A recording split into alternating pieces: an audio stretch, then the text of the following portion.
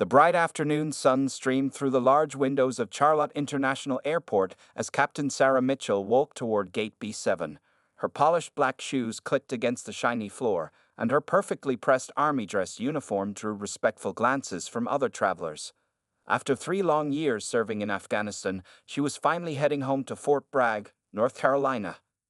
Sarah checked her phone again. 2:45 p.m. Her flight would begin boarding in 30 minutes. She had splurged on a first-class ticket as a small reward to herself after her third successful tour. The extra legroom would be nice after the long international flight from Dubai that had brought her this far. As she approached the gate area, Sarah noticed how crowded it was. Families with small children, business travelers typing away on laptops, and other service members in their uniforms filled nearly every seat. She found an empty spot near the window and sat down, placing her small carry-on bag beside her feet. The bag contained everything she needed for the next few days: some civilian clothes, important documents, and a few precious photos of her family. Now boarding group up for Flight 2847 to Fayetteville, the gate agent announced over the speaker system. Sarah double-checked her boarding pass. She was in Group A, Seat 3A. As she stood up and gathered her belongings, she noticed a tall man in an expensive gray suit walking toward the same boarding line. He carried a leather briefcase and had an air of importance about him that made other passengers move out of his way.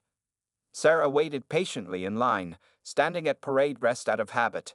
When it was her turn, she handed her boarding pass to the gate agent, a young woman named Jessica who smiled warmly.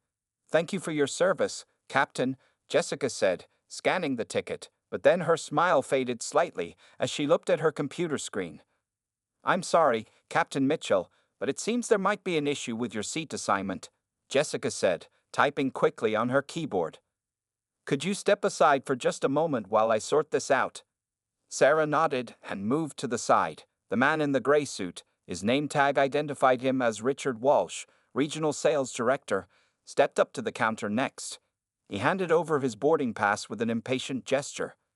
"Mr. Walsh, I see you're also assigned to Seat 3A, Jessica said, looking between the two passengers. "Our system shows a double booking." Walsh's face reddened. "I paid good money for that seat," he said loudly, causing several nearby passengers to look up from their phones. "I'm a Platinum Elite member, and I'd always sit in first class." "Sir, Captain Mitchell also has a valid ticket for this seat," Jessica explained calmly. "Let me check with my supervisor to resolve this situation." Walsh turned to look at Sarah for the first time, his eyes moving dismissively over her uniform. "I don't know how this happened, but I'm not giving up my seat. Some people need to learn to stay in their proper place." The gate area went quiet. Several passengers who had been pretending not to listen now stared openly at Walsh. A young woman sitting nearby pulled out her phone and began recording. Sarah took a deep breath, maintaining her professional composure. She had faced much worse situations during her tours of duty. This man's poorly disguised prejudice was nothing compared to the challenges she'd overcome as a black female officer leading troops in combat zones. Jessica returned with her supervisor, a middle-aged woman named Maria Rodriguez. "Mr. Walsh, Captain Mitchell, thank you for your patience," Maria said, looking at her tablet. "I can see that both tickets were issued correctly, but there appears to be a glitch in our system. We need a few minutes to review the booking timestamps and resolve this situation properly." Sarah nodded politely while Walsh crossed his arms and checked his expensive watch. More passengers had begun filming the interaction, sensing that something significant was about to unfold. Little did any of them know that what happened next would not only change their perspectives, but would also become a powerful lesson about dignity, respect, and the true meaning of service to others. The tension in the air grew thicker as Maria typed on her tablet, and Sarah could feel that this was just the beginning of what would become a much bigger story than a simple seating dispute. Maria Rodriguez, the supervisor, looked up from her tablet with a concerned expression. The situation at Gate B7 was getting more tense by the minute. More passengers had gathered around, many still holding their phones up to record the scene. "After checking our records," Maria announced, "I can confirm that Captain Mitchell's ticket was booked first. According to our policy, she has priority for Seat 3A. Richard Walsh's face turned an even darker shade of red. "This is ridiculous," he shouted, causing a small child nearby to start crying. Do you know how much business I bring to this airline? I'm not going to be pushed aside for. He paused, clearly stopping himself from saying something worse. An elderly man in the crowd spoke up. For what, sir? For a soldier who serves our country. Several other passengers nodded in agreement. Sarah remained quiet, standing straight with her hands clasped behind her back. She had learned in Afghanistan that sometimes the most powerful response was no response at all. She watched as Walsh pulled out his phone and began dialing numbers furiously. I'm calling your corporate office, he announced loudly. And my company's travel department. We spend millions with this airline every year. Someone is going to fix this right now. Jessica, the gate agent, stepped forward. Mr. Walsh, please lower your voice. We're trying to handle this professionally. Professionally? Walsh laughed bitterly. There's nothing professional about this. I earned my status with this airline. I fly over 100,000 miles a year. What has she done to deserve my seat? A woman in business attire stood up from her seat. She's served 3 tours in Afghanistan, from what I overheard. I'd say that's earning it. More passengers began to voice their support for Sarah. An older couple offered to give up their first-class seats. A group of college students started a social media hashtag about the incident. The situation was quickly spinning beyond Walsh's control. Sarah finally spoke, her voice calm and measured. Mr. Walsh, I understand you're upset. If it would help resolve this situation, I'm willing to. I don't need your help, Walsh interrupted. And I don't need your fake politeness. This is about principle. I paid for first class because I don't want to sit in the back with. He stopped again, but everyone knew what he meant. A tall man in a business suit approached the counter. He had military bearing and a small Marine Corps pin on his lapel. Excuse me, he said. I'm General James Cooper, retired. I'm in business class, seat 8C. Mr. Walsh is welcome to take my seat, and I'll gladly sit in coach. Walsh spun around. This isn't about seats anymore. This is about respect. Yes, it is, General Cooper replied calmly. And you're showing none to a serving officer of the United States Army. Maria stepped in again. Mr. Walsh, I need to inform you that your behavior is becoming disruptive. We can offer you 3 options. Take an available seat in business class, wait for the next flight, or I can call airport security. The crowd had grown larger. Some passengers from nearby gates had wandered over to see what was happening. Phones were still recording, and Sarah knew this incident would probably be all over social media within hours. A young girl, maybe 7 or 8 years old, broke away from her mother and walked up to Sarah. She was wearing a t-shirt with an American flag on it. Thank you for protecting us, she said shyly, looking up at Sarah's medals. The simple words from the child cut through the tension like a knife. Sarah knelt down to the girl's eye level. Thank you, sweetheart. That means a lot to me. Walsh watched this interaction, and something in his expression shifted slightly. The corporate travel department was now on his phone, speaking loudly enough for others to hear. The next few moments would determine how this story would end, and what kind of message it would send to all those watching and recording. The moment hung in the air at Gate B7 like a pause between thunderclaps. Sarah Mitchell stood up from talking to the young girl, who ran back to her mother. The corporate travel department was still on Walsh's phone, their voice cutting through the tense atmosphere. Mr. Walsh, the voice said clearly, we've received multiple reports about this incident already. Videos are being shared online. We need you to resolve this situation immediately. Walsh's face showed confusion, then worry. He looked at his phone screen and saw dozens of notifications popping up. The hashtag Respect Our Soldiers was already trending, and several news outlets had started following the story. Sarah took a deep breath and made her decision. She turned to Maria, the supervisor. Ma'am, I'd like to make a suggestion, she said in a clear, steady voice. The crowd quieted down to listen. In Afghanistan, I learned that sometimes the biggest victories come from choosing not to fight, Sarah continued. I'm willing to take a seat in business class, if that would help. Gasps came from the crowd.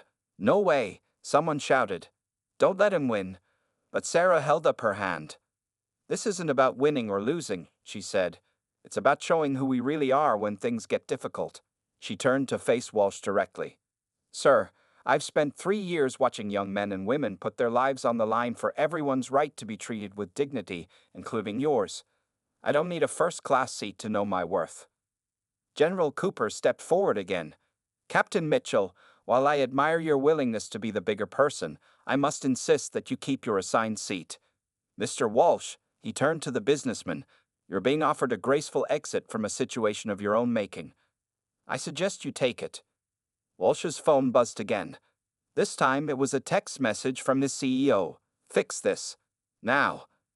Jessica, the gate agent, who had been quiet for a while, spoke up. Captain Mitchell's ticket was booked first, and airline policy is clear on this matter. Mr. Walsh, we've held this flight long enough. What would you like to do? The little girl who had thanked Sarah earlier whispered loudly to her mother. Why is that man so angry at the soldier lady? Her innocent question echoed in the quiet gate area, making several people shift uncomfortably. Sarah looked around at all the faces watching this scene unfold. She saw fellow service members, families, business travelers, and airport staff. In their eyes, she recognized something she'd seen countless times on her tours of duty, the moment when people decide what kind of person they want to be. Mr. Walsh, Sarah said softly, I believe we both want the same thing, to get home with our dignity intact. There's still time for that to happen. Walsh looked at his phone again, then at the crowd, then at Sarah's combat medals. The travel department representative was still on the line, waiting. A journalist had appeared with a microphone, and more phones were recording than ever. Maria stepped forward with a clipboard. Mr. Walsh, we need your decision now. The flight is already delayed by 15 minutes. In that moment, Sarah remembered something her commanding officer had told her years ago. True strength isn't about making others feel small, it's about lifting them up, even when they try to push you down. The next few seconds would determine more than just seating arrangements. They would show whether dignity and respect could win over prejudice and pride. As Walsh opened his mouth to respond, Sarah stood tall, her posture reflecting years of service and unwavering integrity. The whole gate area held its breath, waiting to see which path this story would take, one of continued conflict or one of understanding and growth. The choice now rested with Walsh, but Sarah had already won something more valuable than any first-class seat. She had shown everyone present what true leadership looks like. A Soldier's Dignity, Part 4. The silence at Gate B7 broke when Walsh's phone rang again. This time, the screen showed his wife's name. His hand shook slightly as he answered it. Richard, what are you doing? His wife's voice came through clearly in the quiet gate area. Our daughter just called me. Your grandchildren are watching videos of this online. This isn't who we are. Walsh's face changed as he listened to his wife. The anger slowly drained away, replaced by something that looked like shame. He looked around at all the faces watching him, mothers covering their children's ears, veterans standing with stern expressions, young people shaking their heads as they typed on their phones. Just then, Maria's tablet made a loud ping sound. She checked it quickly, her eyes widening. Mr. Walsh, she said firmly, I just received confirmation from our system. There was indeed an error, but not the one we thought. She turned her tablet so everyone could see. Your original booking was actually for business class. The first-class seat was an automatic upgrade that should not have been processed because the flight was full. A murmur went through the crowd. Walsh's phone was still at his ear, his wife's voice becoming more upset. Richard, you need to fix this right now. Sarah hadn't moved from her spot. She stood calmly, her years of military training evident in her steady presence. A young veteran in the crowd, wearing a Marine's t-shirt, spoke up. Sir, you have a chance here to show those grandkids of yours what doing the right thing looks like. General Cooper nodded in agreement. Sometimes, Mr. Walsh, the best thing a man can do is admit when he's wrong. Walsh slowly lowered his phone. The corporate travel department representative was still on his other line, and now his wife's words echoed in his head. He looked at Sarah's combat medals again, really seeing them this time. Each one representing months away from family, facing danger, protecting others. Walsh started, his voice cracking slightly. I need to. He stopped, took a deep breath, and straightened his shoulders. The little girl who had thanked Sarah earlier was still watching, her small hand clutching her mother's. Her innocent eyes seemed to ask, what kind of world are the grown-ups making for us? Maria stepped forward with the final boarding passes. Mr. Walsh, Captain Mitchell, we need to board now. What's your decision, sir? Walsh looked at his phone one last time. The hashtag Respect Our Soldiers had now reached over 100,000 mentions. His company's name was being tagged in most of them, but somehow, that didn't seem important anymore. Captain Mitchell, he said quietly, I apologize for my behavior. The business class seat is where I belong. He turned to the crowd. I was wrong. Very wrong. Sarah nodded, accepting his words without adding to his embarrassment. Thank you, Mr. Walsh. I appreciate that. The gate area burst into applause. Several veterans stepped forward to shake Sarah's hand. The little girl beamed, and her mother mouthed, "Thank you" to Sarah. As the boarding finally began, Walsh gathered his belongings and headed toward his correct seat in business class. Before he went down the jet bridge, he turned back one last time. Captain, he said, my grandchildren, they want to join the military someday. I hope they turn out to be more like you than, he gestured to himself, unable to finish the sentence. Sarah gave him a small smile. It's never too late to show them the way, sir. As passengers began boarding the plane, the story was already spreading across social media. But it wasn't the story of anger and prejudice that it could have been. Instead, it was becoming a story of dignity, growth, and the power of choosing right over pride. The young veteran who had spoken up earlier walked past Sarah and saluted. That's how it's done, Captain, he said quietly. That's how change really happens. The airplane's engines hummed steadily as passengers settled into their seats. Sarah Mitchell sat in 3A, looking out the window at the afternoon sun reflecting off other planes. She could hear people talking about what had happened at the gate, their voices a mix of whispers and excited chatter. A flight attendant named Lisa approached with a warm smile. Captain Mitchell, several passengers in first class asked if they could buy you a drink or a meal. They want to show their support. Sarah shook her head politely. Thank you, but that's not necessary. I'd just like a quiet flight home. In business class, Walsh sat quietly in his seat, staring at his phone. The video of the incident had now been viewed over 1 million times. His company's PR department had sent him 3 urgent messages, and his CEO wanted to speak with him immediately after landing. The little girl who had thanked Sarah at the gate walked past with her mother to reach their seats in coach. She waved at Sarah, who smiled and waved back. A few rows behind them, General Cooper had taken his seat, declining several offers from other passengers to switch to first class. The captain handled this with grace. He told them, let's follow her example. As the plane prepared for takeoff, Sarah's phone buzzed with a message. It was from her commanding officer. Proud of how you handled that situation, Captain. You're trending on social media, but more importantly, you showed what leadership really means. The plane took off smoothly, climbing into the clear blue sky. About 30 minutes into the flight, Lisa returned to Sarah's seat with a small pile of napkins. I'm sorry to disturb you, Captain, but several passengers wrote you notes. They asked me to pass them along. Sarah accepted the napkins, each one containing a different message. Thank you for showing my kids what real strength looks like, a mother in row 15. Fellow vet here, you make us all proud. Row 22B. My sister is thinking about joining the army. I'm sending her the video of you. Row 18A. In business class, Walsh was writing something in his notebook. He tore out the page and called Lisa over. Could you give this to Captain Mitchell? Only if she's willing to read it. Lisa brought the note to Sarah. The handwriting was shaky but clear. Captain Mitchell, my grandchildren, Tommy and Sarah, are 12 and 10. They look up to me, or at least they did. Today they saw their grandfather act in a way that shames me deeply. But they also saw something else.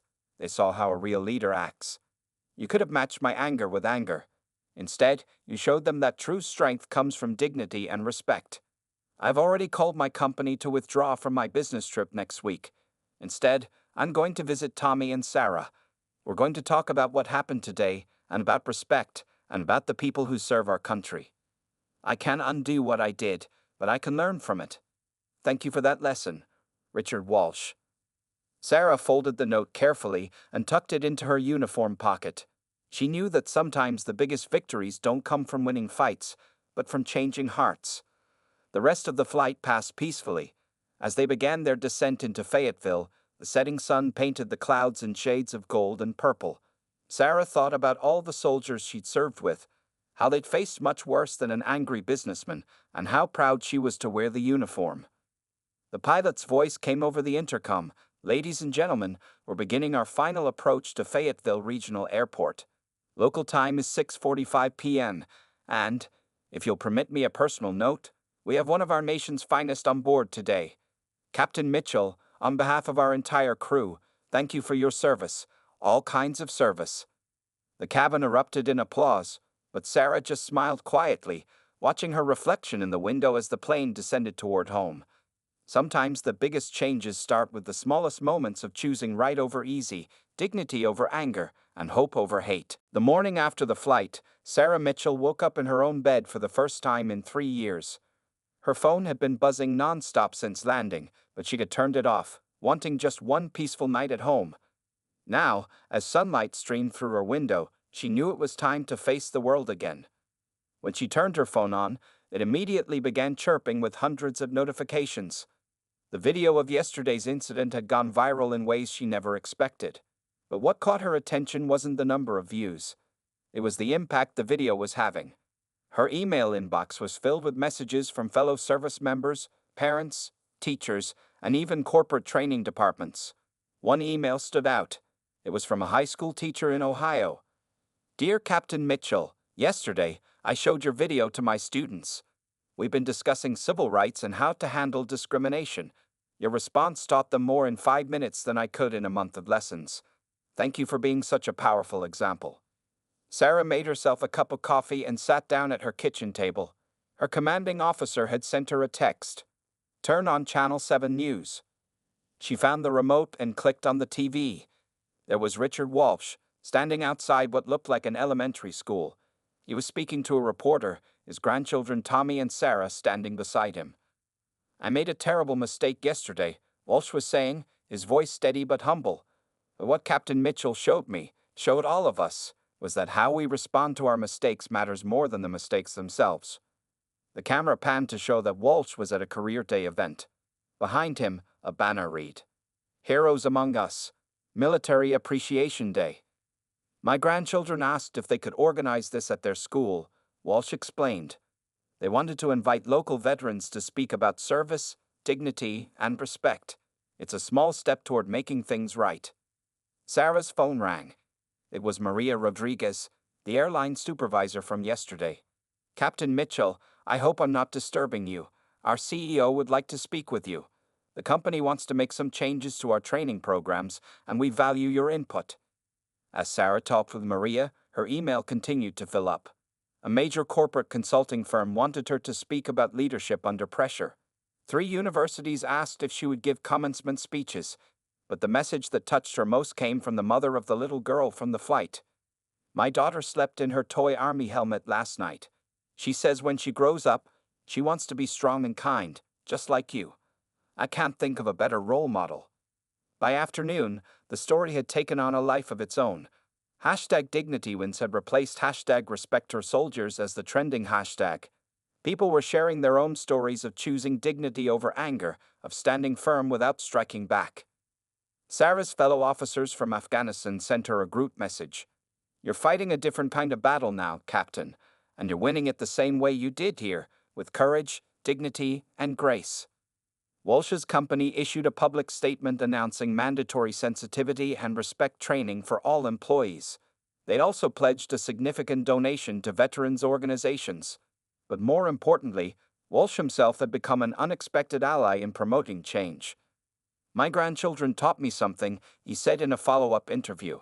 They asked why I was angry at someone who helps protect our country. Through their eyes, I saw how small my actions were compared to Captain Mitchell's service. Sometimes it takes a child's wisdom to show us our own foolishness.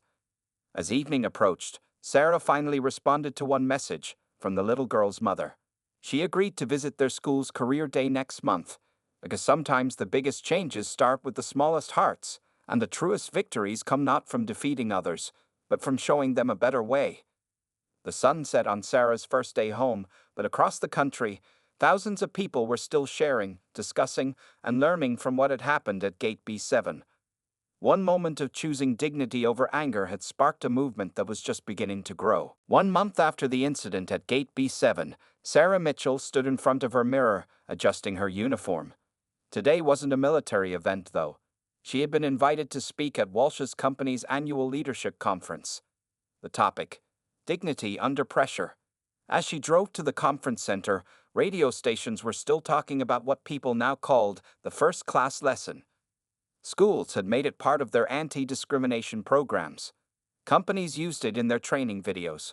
But what made Sarah most proud were the small changes she saw happening everywhere. She arrived at the conference center early and found Richard Walsh waiting in the lobby.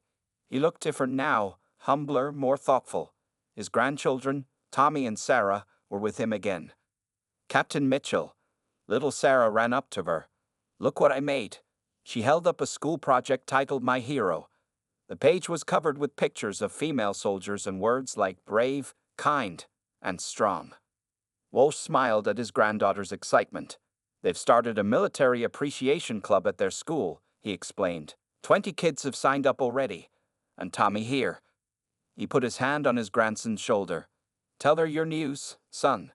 Tommy stood up straight. "I wrote to the Air Force Academy asking what grades I need to get in. I want to be a pilot." Before Sarah could respond, the conference hall doors opened.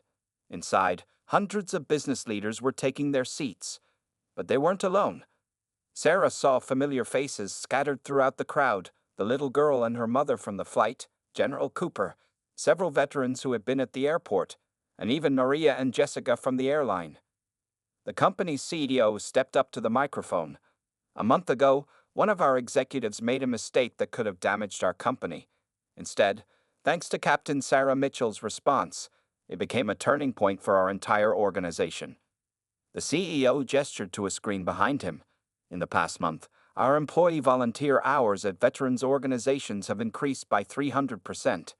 We've hired 30 veterans through our new military recruitment program, but numbers don't tell the whole story." He played a short video.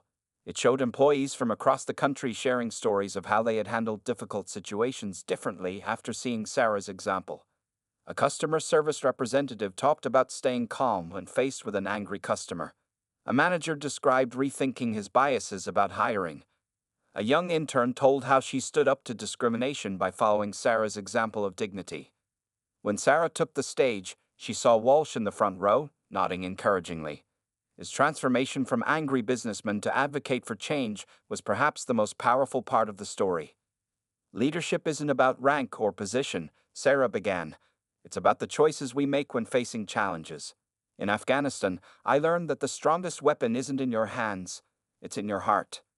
She told them about her experiences leading troops in difficult situations, about making hard choices under pressure, but she kept coming back to one point.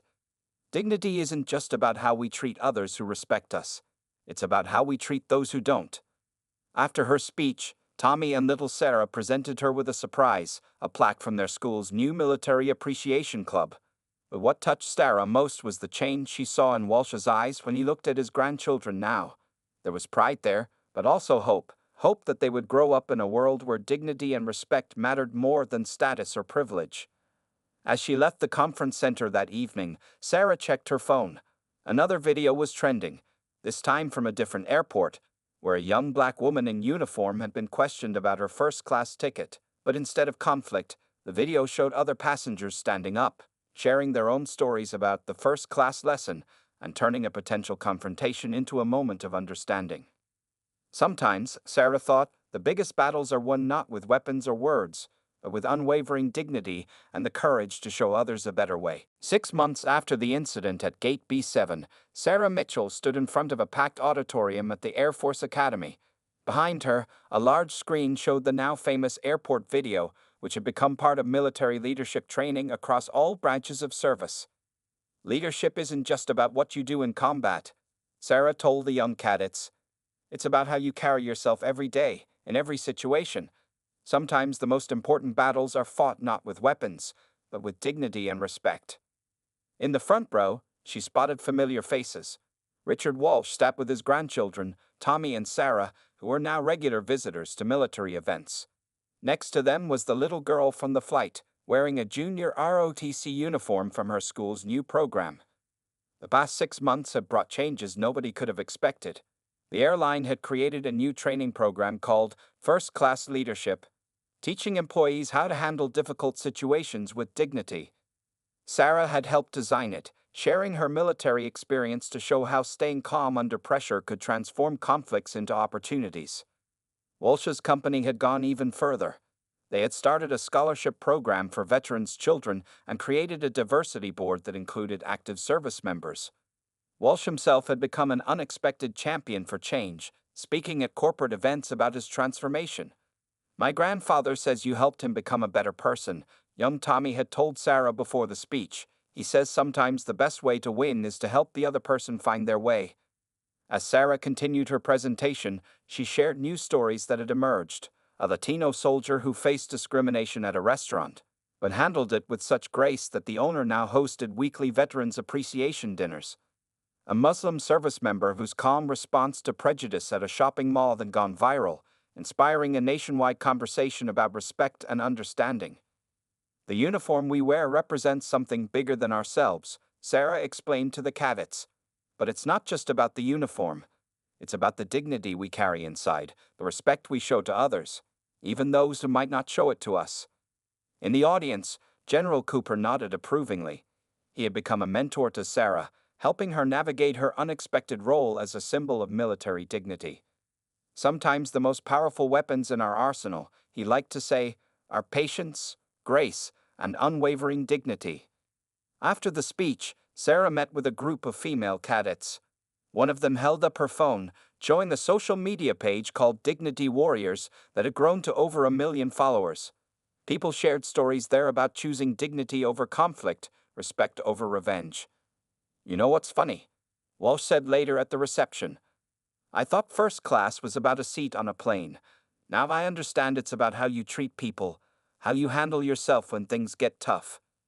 His granddaughter, little Sarah, had started a letter-writing campaign at her school, connecting students with deployed service members. "We tell them about what you taught us," she explained proudly. "About being strong by being kind." As the evening ended, Sarah received news that touched her deeply. The airport gate where everything had happened, Gate B7, was being renamed the Dignity Gate. A small plaque would tell the story of what happened there, reminding travelers that true strength often shows itself in moments of calm rather than conflict. Walking to her car under the stars, Sarah thought about all the soldiers she'd served with in Afghanistan. They had fought battles with weapons, but also with their hearts and minds. Now she was fighting a different kind of battle, one for understanding, respect, and dignity. The next morning, she would board another flight, this time to speak at a national education conference. She had been asked to help develop a curriculum about dignity and respect for high schools across the country. As she packed her uniform, Sarah smiled, remembering something her mother used to say: "Real change doesn't happen in big moments. It happens in small choices, made day after day, to do what's right instead of what's easy." The incident at Gate B7 had lasted less than an hour, but its ripples of change were still spreading, touching lives in ways nobody could have predicted, proving that sometimes the greatest victories come not from defeating others, but from showing them a better way to be.